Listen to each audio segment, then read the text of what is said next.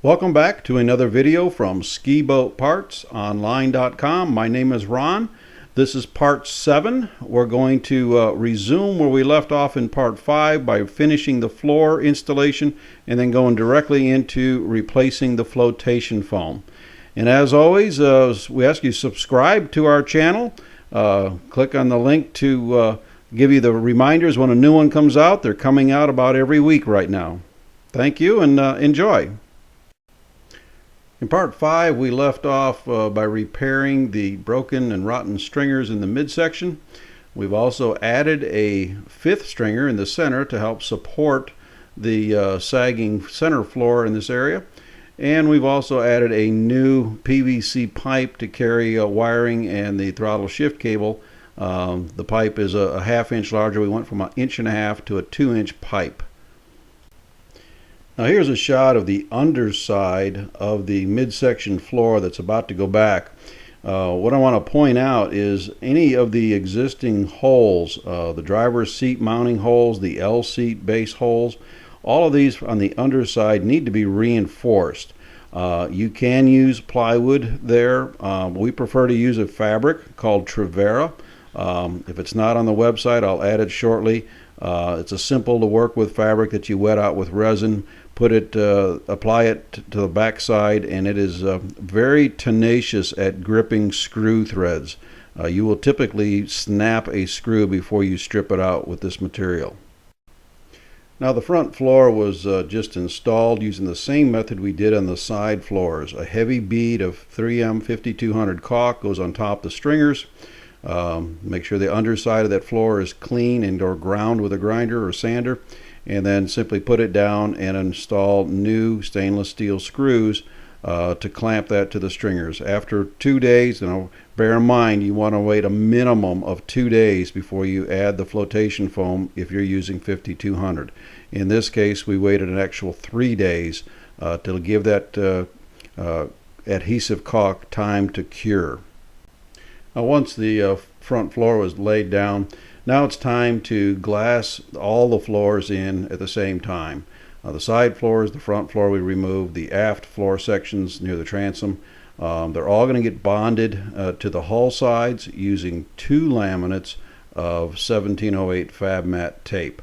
One tape will be the full width, 8 inches wide, and the other will be 4 inches. Just slit it in half. So you have 2 thicknesses. This is a little heavier than the original. The original laminate was 24 ounces. This is 17 plus 17, so it's just a little bit heavier. Now that our floors are completely attached and bonded in on the perimeter and at the seams, now it's time to drill the holes for our foam installation. I'm going to drill 2-inch holes. They're a little larger. You can go smaller if you want. But 2 inches is what I use, approximately every 2 feet starting at the transom, working your way forward in each of the stringer cavities. Alright, you ready? Let her rip.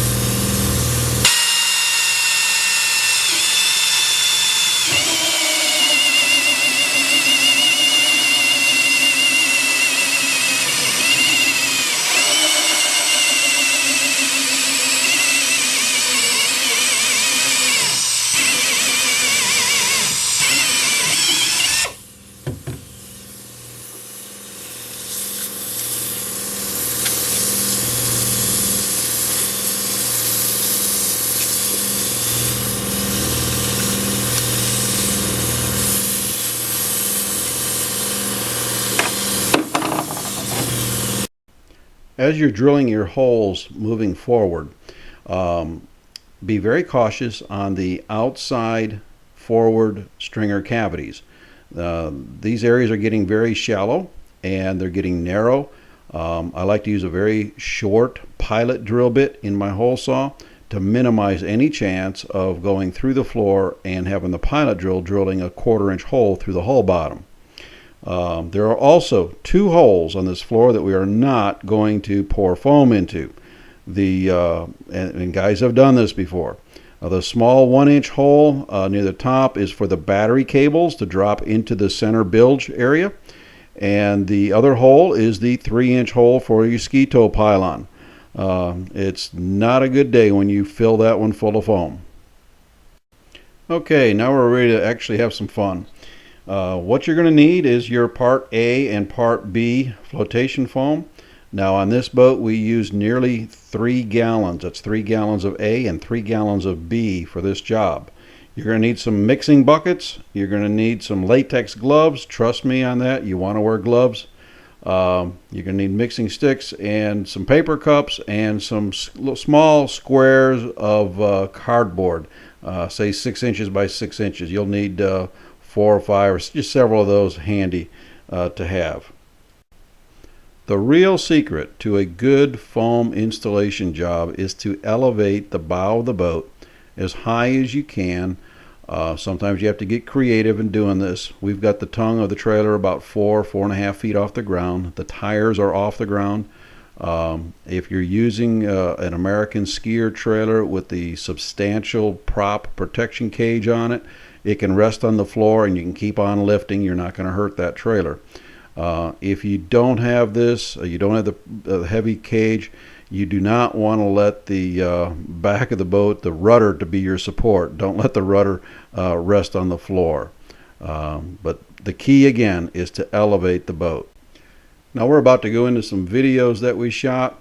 You're going to notice right off that we're not using the 1 gallon containers that we sell here. We're pouring out of 5 gallon pails. When we sell these, we sell them in 1 gallon pails. That's so they can be shipped through UPS without the hazardous waste or hazardous materials charges. You're going to want to start out slow with small amounts. 12 ounces of A, 12 ounces of B is a good place to start. I like to pour the B into the mixing bowl there first. It's a little thicker, a little more viscous. You can scrape it out, get it out of the first bucket. Then you can add your A. It's a little thinner. It'll pour out quicker. Once you get the foam all together, you start stirring vigorously. You're going to want to stir this up. You don't have a lot of time. At the temperatures we're working with today, this foam is going to go off in about 4 minutes.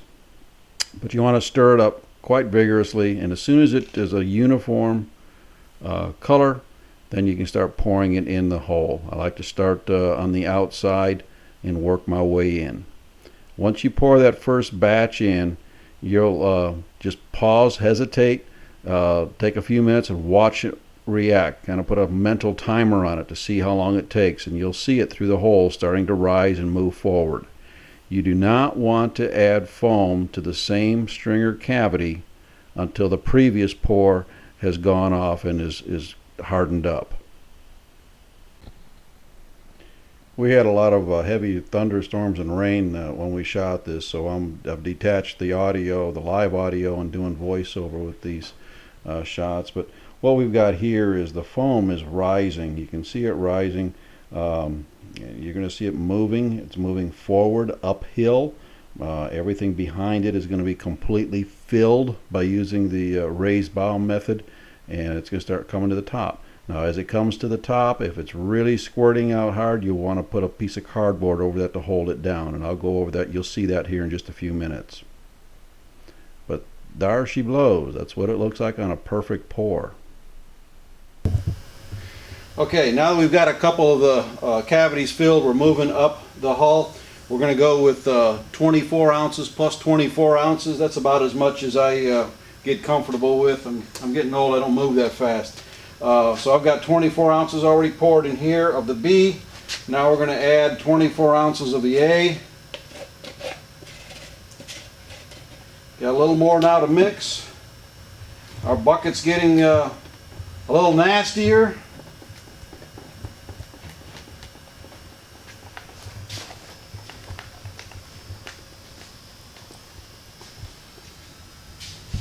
And we're going to take about half and half here. We're going to go half into this next hole.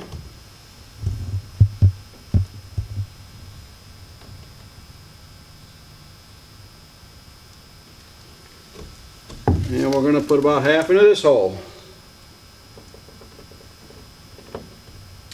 Again, the key is making sure that the cavity behind it has expanded and gone off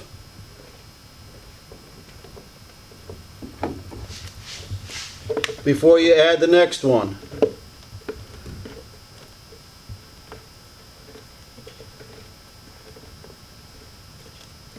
And when I'm scraping out the bucket, you'll see me go behind. I'll look at the hole behind me.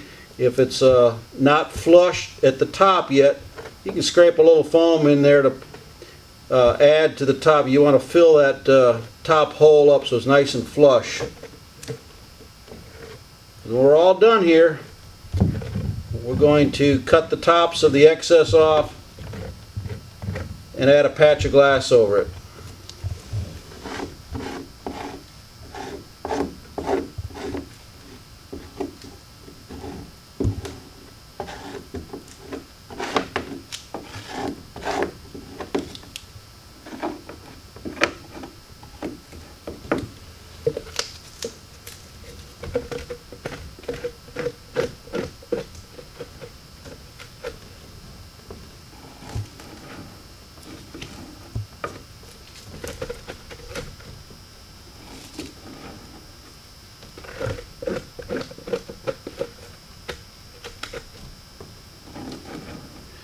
Temperature is also a huge factor in the reaction time.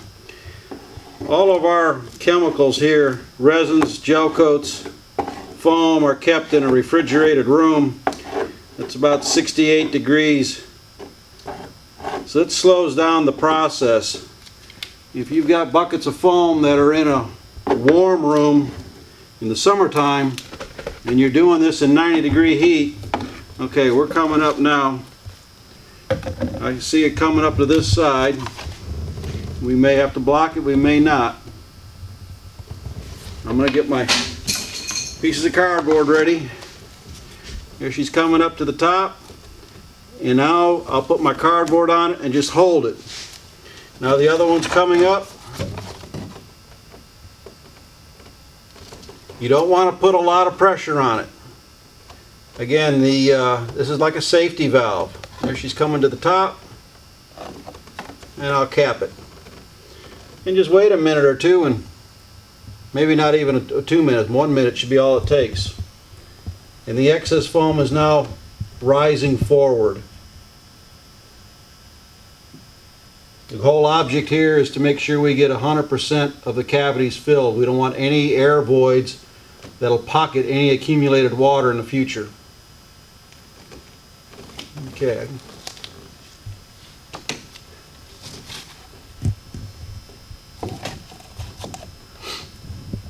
Very little movement there. There's just a little bit. She's still breathing. We'll just let it breathe now. Okay, well, I'm going to go clean up my buckets, move these down to the next one. If you need to, I usually keep a flashlight handy. And we've got foam all the way to this one. She's moved all the way to this cavity, almost to the top. So that 24 ounces filled about 3 feet of stringer cavity.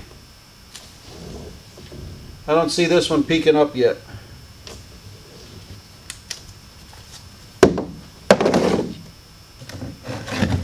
Alright, well, I'm going to go clean my bucket and get ready for another batch. We'll do the other side. We'll keep alternating sides.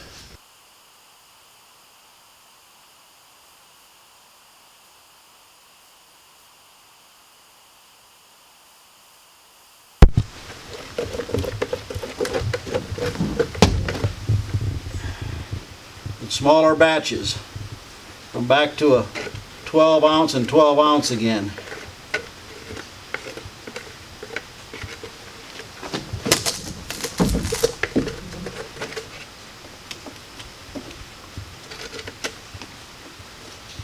Add a little bit to the top of that. That'll expand and make a nice flush.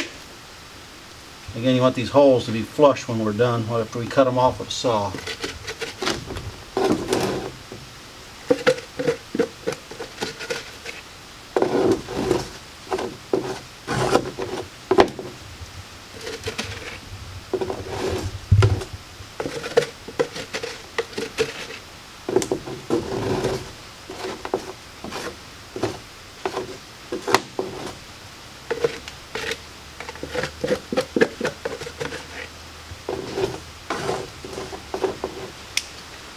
cavities get much smaller as you go forward.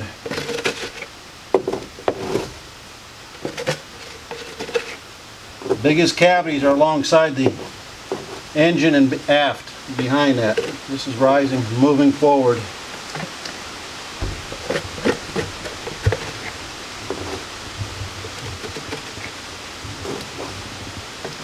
I want to just kind of stay here and babysit. She's coming up.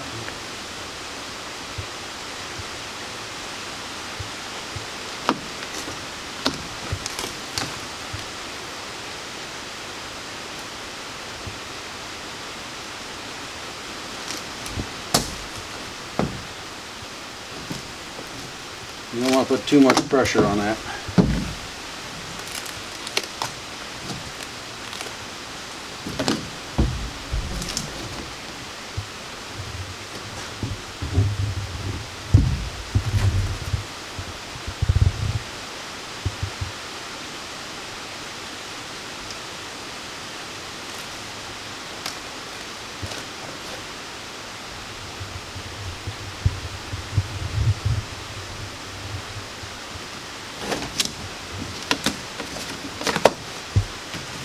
Okay, she's coming up to the front now. Flowing right past that. We're going to have a perfect shot there.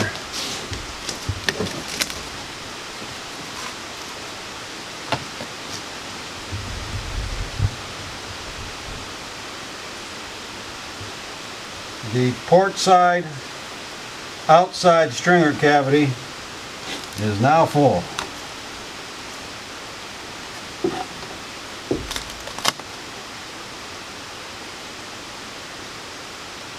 And the inside is now coming up.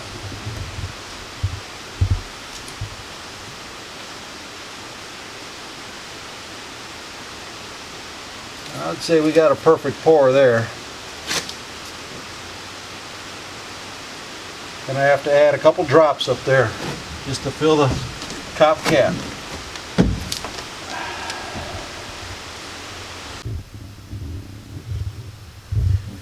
And now we're doing some really small loads again as we get near the end. There's nowhere for the foam to go, so you want to go slow with small batches. The last one on each cavity, each stringer area, is going to be trapped, so you don't want to cap it off and blow the floor out.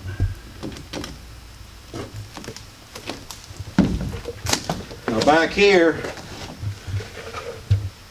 we were near the edge there, and it had a little more in it than we needed.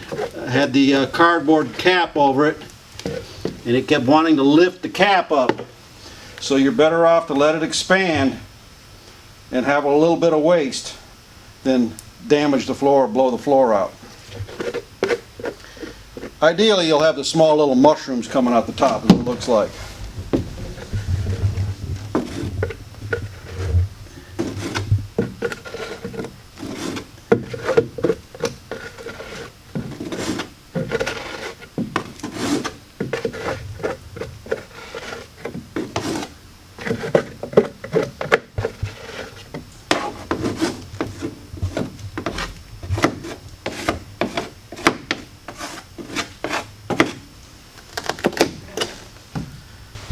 Okay, once the foam has hardened up good, you're going to take a simple hand saw,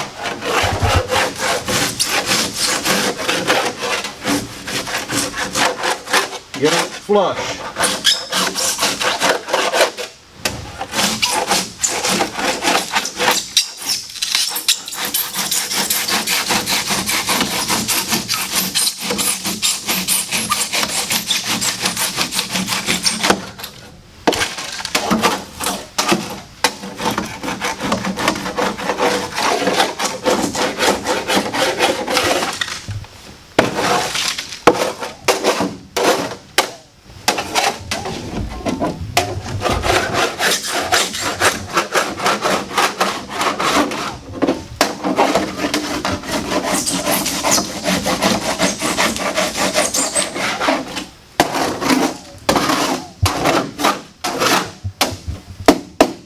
Cutting them flush, get them all and clean it up, and then you can be ready for putting some glass patches over each one.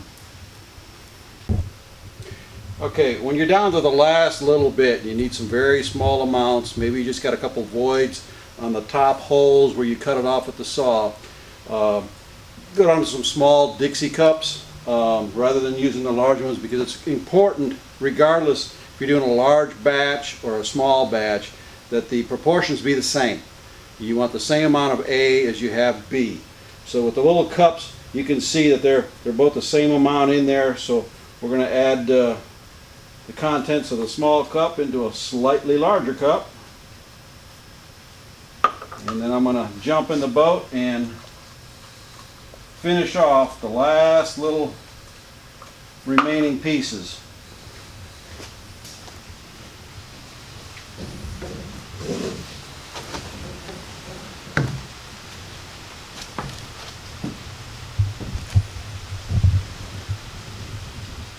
Mix her up good.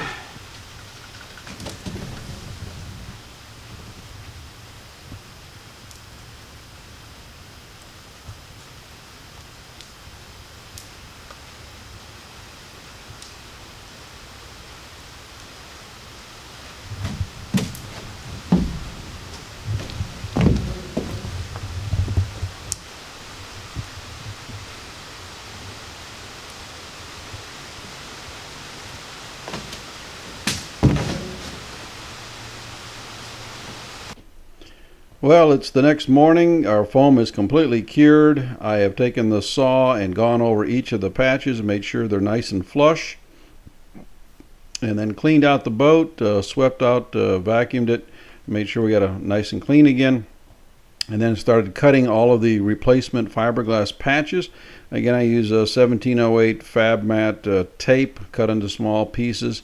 We had 24 of them on this boat, placed it over each hole, and then wetted them out with our resin, rolled them out, and once these were cured, I went back with a disc sander and went around all these patches and smoothed them out so that you don't feel them underneath the carpet. Again, I thank you for watching this video. Hope it helped someone out there with regard to refoaming a boat. If you liked it, go ahead and subscribe to our channel. We'll also have links to the foam on the opening comments at the beginning. So thank you and God bless.